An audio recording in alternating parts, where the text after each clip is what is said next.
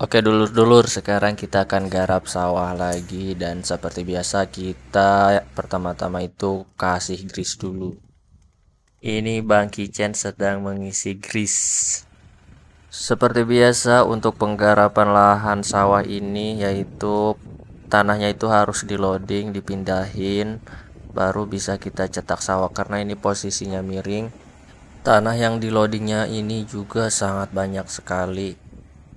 Buat dulur-dulur yang belum subscribe, langsung klik tombol subscribe-nya karena subscribe itu gratis. Dan terima kasih buat teman-teman yang udah subscribe channel ini.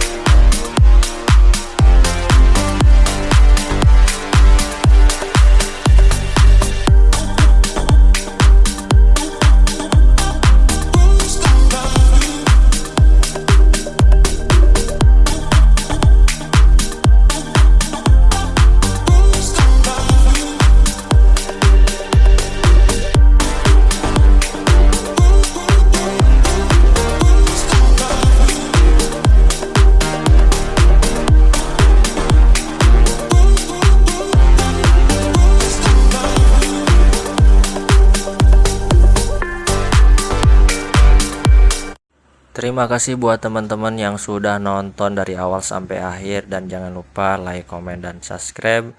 Sampai jumpa di konten selanjutnya.